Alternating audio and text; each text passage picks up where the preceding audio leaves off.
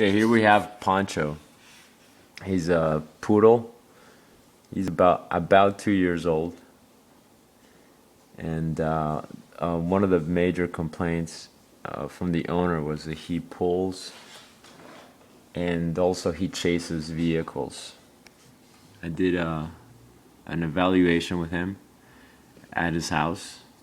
This is not it, of course. This is at my training facility, but I noticed a major problem here, which is very common with a lot of dogs, is the dog does not pay attention to the owner. It's the other way around.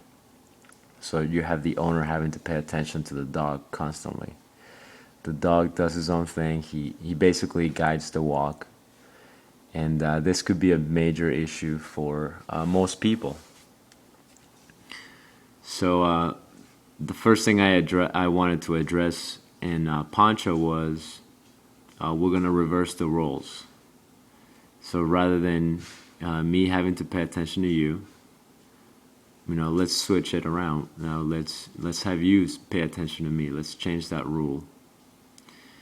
And I'm using a slip collar, a nylon slip collar, and very light tugs as a reminder that he has to pay attention to me. This is the first day. So he's a very smart dog. He picked up very quick. So you can see he's starting to pick it up a little bit. He's starting to realize the new rule. So he knows that paying attention to me is the way to go. Not paying attention to me will be a little uncomfortable. Not painful. I never want to inflict pain when it comes to training, dog training, just for a couple of reasons. One, it's just not ethical. And two, it puts the dog it could put the dog in a panic situation. You don't want to ever put the dog in a panic situation.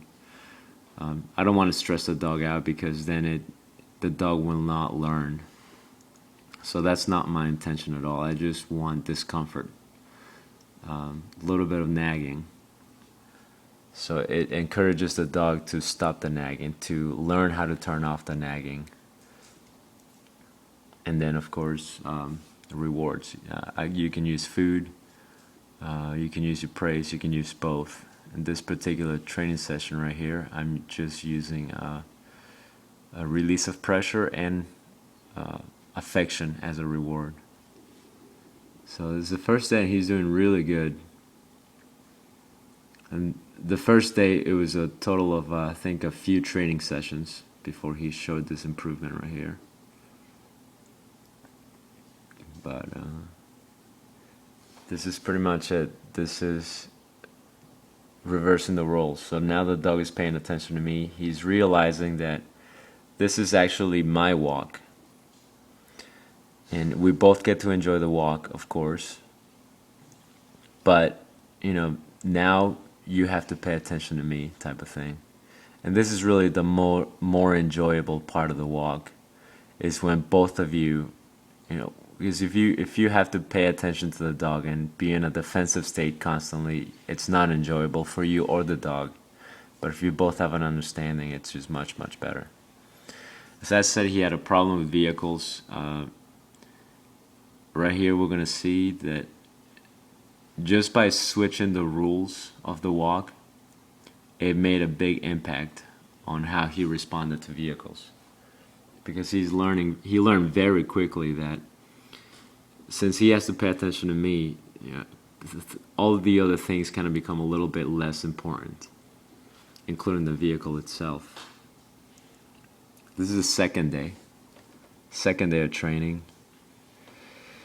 And he made pretty big progress for it being the second day of training. He's a very smart dog. He picked it up very, very quickly. And as you can see, the walk is becoming more enjoyable for both of us because I don't have to tug on him. I don't have to be in this constant defensive, reactive state. And it's more enjoyable for the dog and for the owner, for the person holding the leash.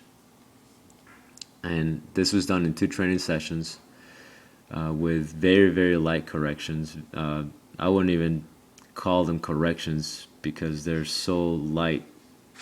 Like I said, it's more of a slight nagging sensation.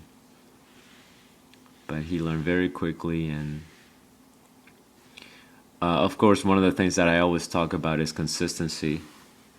If I went ahead and kind of went to the old ways, then he would have no problem taking charge of the walk again. So this is why consistency is very, very important in dog training. Consistency will make or break the progress and the training. So, but he's doing really, really well. So he's a really smart dog. He's picking it up a little bit, jogging a little bit, and he's still paying attention to me. It's a little more jogging, and he's paying attention to me.